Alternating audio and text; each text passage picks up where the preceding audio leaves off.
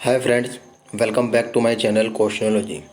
दोस्तों, ये video SSC GD के लिए रहने वाली है। जिस भी कैंडिडेट ने एसएससी जीडी का फॉर्म भर रखा है उनके लिए वीडियो रहने वाली है। यहाँ पर दोस्तों प्रीवियस ईयर के क्वेश्चन कवर कराए जाते हैं। लेटेस्ट 2024 में पेपर हुआ था उसके भी दोस्तों क्वेश्चन यहाँ पर डिटेल में कवर कराए जाते हैं।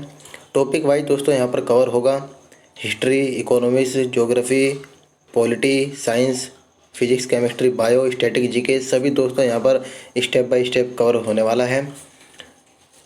तो वीडियो दोस्तों आप लोग शेयर ज़रूर करना। जो भी आप लोग के टच में कैंडिडेट हैं जिन्होंने एसएससी जीडी का एग्ज़ाम देने की तैयारी कर रहे हैं उनको शेयर ज़रूर करना। और वीडियो अच्छी लगे तो उसको लाइक भी कर सकते हैं। इससे पहले की सभी वीडियो को दोस्तों मैं आप लोग को आई बटन पर दे दूँगा लिंक, वहाँ से जाकर आप लोग देख सकते हैं। चलिए स्टार्ट करते हैं वीडियो बिना किसी देरी के। 61वां क्वेश्चन पढ़ते हैं दोस्तों हम लोग कि मौर्य साम्राज्य की राजधानी डैश थी। मौर्य साम्राज्य की राजधानी के बारे में पूछा है कि उसकी राजधानी क्या थी। आपको 4 ऑप्शन दे रखा है, इसमें से बताना है। पाटलिपुत्र इसका सही आंसर हो जाएगा। ये आप लोग देख सकते हैं 21 फरवरी 2024 शिफ्ट सेकंड में क्वेश्चन पूछा गया था। लेटेस्ट क्वेश्चन दोस्तों ये रहता है। अगर संस्थापक की बात करें मौर्य समाज की तो चंद्रगुप्त मौर्य इसके संस्थापक थे और राजधानी पाटलिपुत्र मैंने आपको बताया। और अगर शासनकाल की अवधि की बात करें तो 322 ईसा पूर्व से लेकर 185 ईसा पूर्व तक इन्होंने शासन किया था। ऑप्शन नंबर डी इसका राइट आंसर हो जाएगा। नेक्स्ट क्वेश्चन है मौर्य साम्राज्य का अंतिम शासक निम्न ऑप्शन में से कौन था। दोस्तों बृहद्रथ इसका राइट आंसर हो जाएगा। ऑप्शन नंबर ए 185 ईसा पूर्व अंतिम मौर्य शासक बृहद्रथ की हत्या उसके सेनापति ने करी थी, जिसका नाम दोस्तों पुष्यमित्र शुंग था और जिसके बाद शुंग वंश की स्थापना हुई थी। ठीक है, इसी के बाद शुंग वंश की स्थापना की गई थी। ऑप्शन नंबर ए इसका राइट आंसर हो जाएगा। अगला क्वेश्चन है निम्नलिखित में से कौन मौर्य साम्राज्य का दूसरा शासक था। बिंदुसार दोस्तों मौर्य साम्राज्य का दूसरा शासक था। Option number B right answer हो जाएगा।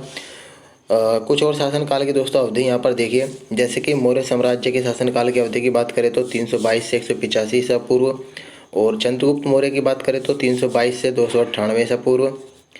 इसी के बाद बिंदुसार के शासनकाल की अवधि रहती है 298 से 273 ईसा पूर्व। अशोक के शासनकाल की अवधि 273 से 232 और अशोक का वास्तविक राज्याभिषेक दोस्तों 269 ईसा पूर्व में हुआ था। चलिए अगले क्वेश्चन की तरफ बढ़ते हैं कि अशोक के धम्म में भगवान की पूजा या बलिदान का प्रदर्शन किसमें शामिल नहीं था। 4 ऑप्शन आप लोग को मिलने वाले हैं, उसको देखकर आपको बताना है।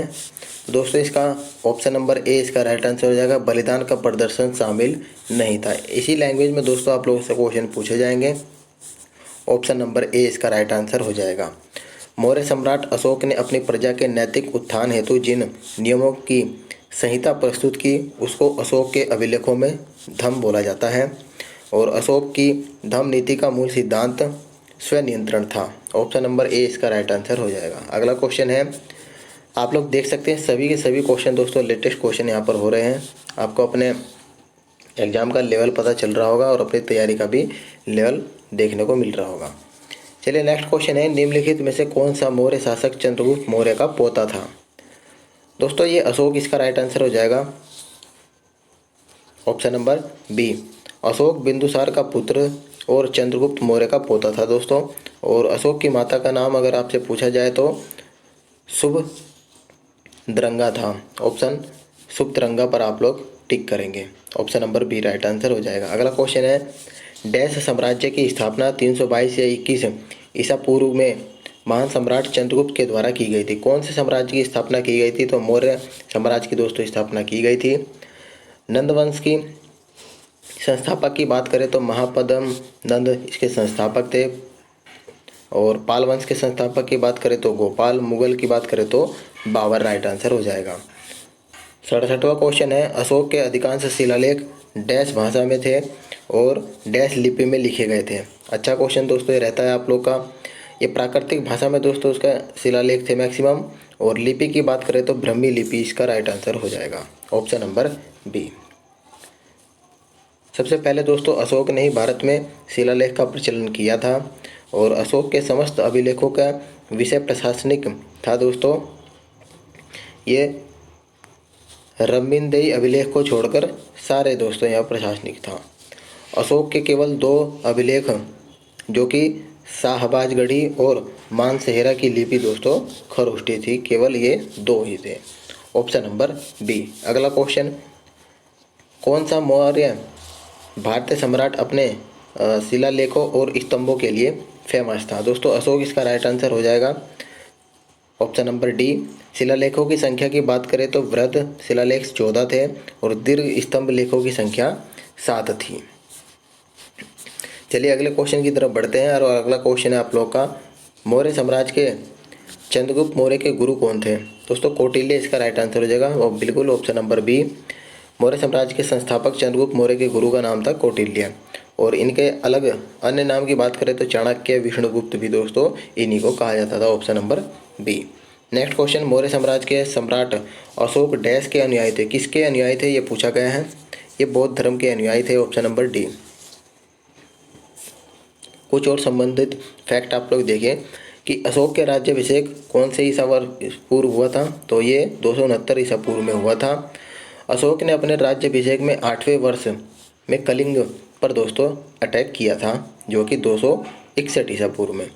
अशोक को देवानपयी प्रियदर्शी यानी कि देवताओं का प्रिय उपनाम से भी जाना जाता था। ये आप लोग को मार्क करना है, पूछा जा सकता है। और अशोक को बौद्ध धर्म की दीक्षा उपगुप्त नामक बौद्ध भिक्षु ने दी थी। किसने दी थी? उपगुप्त नामक बौद्ध भिक्षु ने। ऑप्शन नंबर डी इसका राइट आंसर हो जाएगा। अगला क्वेश्चन, भारत में मौर्य साम्राज्य की स्थापना 322 ईसा पूर्व में हुई थी और इसकी राजधानी पाटलिपुत्र थी, जिसे अब डैश के नाम से जानते हैं। किसके नाम से जानते हैं? ये पटना इसका राइट आंसर हो जाएगा। पटना के नाम से जानते हैं। 28 फरवरी 2024 शिफ्ट 3 में ये क्वेश्चन पूछा गया था एसएससी जीडी का। नेक्स्ट क्वेश्चन है, निम्नलिखित में से कौन मौर्य शासक ने बौद्ध धर्म के प्रचार प्रसार का बीड़ा उठाया था? दोस्तों अशोक इसका राइट आंसर हो जाएगा। ऑप्शन नंबर बी इसका राइट आंसर हो जाएगा। अशोक जो कि बौद्ध धर्म का अनुयायी था और बौद्ध धर्म के प्रचार प्रसार के लिए अशोक ने धर्म प्रचार और अन्य स्थानों पर भेजे थे, प्रचारक भेजे थे उन्होंने, ठीक है।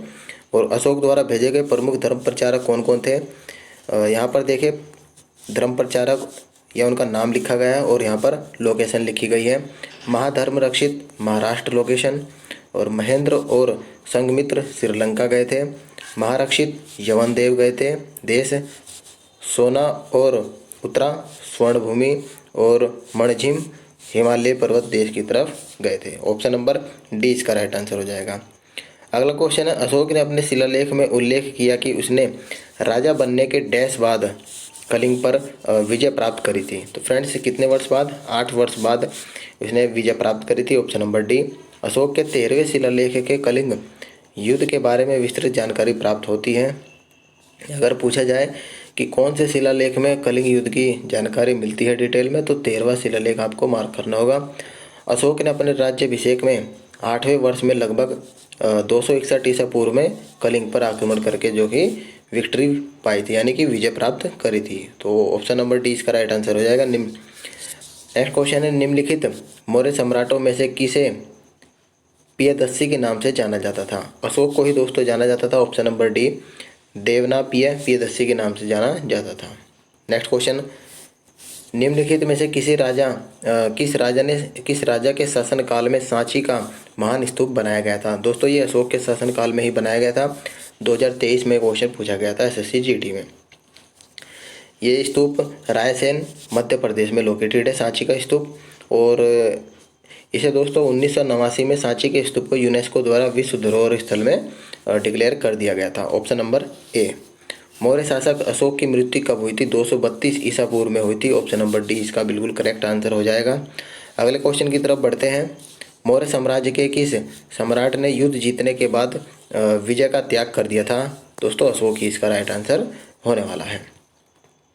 चलिए अगला क्वेश्चन है, निम्नलिखित यूनानी शासकों में से किसने मेगास्थनीज को चंद्रगुप्त मौर्य के दरबार में भेजा था?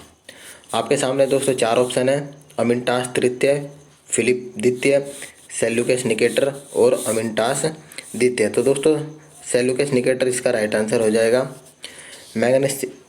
मेगास्थनीज ने दोस्तों इंडिका लिखी थी जिससे मौर्य इतिहास की जानकारी प्राप्त होती है। इंडिका दोस्तों बुक है और चंद्रगुप्त मौर्य ने सेल्यूकस निकेटर यूनानी शासक को दोस्तों पराजित किया था। सेल्यूकस निकेटर ने अपने राजदूत मेगास्थनीज को दोस्तों चंद्रगुप्त मौर्य के दरबार में भेजा था। तो इसका राइट आंसर हो जाएगा option number C. Next question है, सेकंड लास्ट क्वेश्चन रहने वाला है हमारा ये। भारत में शुंग वंश के संस्थापक कौन थे? पुष्यमित्र इसका राइट आंसर हो जाएगा। शुंग वंश के संस्थापक पुष्यमित्र शुंग थे। और शुंग वंश का अगर अंतिम शासक की बात करें तो देवभूति इसका राइट आंसर हो जाएगा। शासनकाल की बात करें तो 185 से 75 ईसा पूर्व इसका राइट आंसर हो जाएगा ऑप्शन नंबर बी। हमारा लास्ट क्वेश्चन है कि भारत में सातवाहन वंश का संस्थापक निम्नलिखित में से कौन था?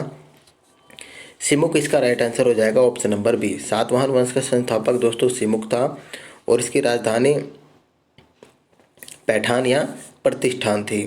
और इसके राज्य के भाषा की बात करें तो प्राकृतिक दोस्तों इसकी भाषा थी। हमने दोस्तों यहाँ पर 20 क्वेश्चन कवर करे हैं बहुत ही कम समय में। उम्मीद करता हूँ आप लोगों को वीडियो इन्फॉर्मेटिव लगी होगी। अगर आपको इन्फॉर्मेटिव लगी होगी तो अपने फ्रेंड सर्कल में ज़रूर शेयर करना जिसका एसएससी जीडी का एग्ज़ाम हो। और वीडियो को आप लोग लाइक भी कर सकते हैं अगर आपको अच्छी लगी हो तो। मिलते हैं आपको नेक्स्ट पार्ट में, तब तक के लिए धन्यवाद फ्रेंड्स।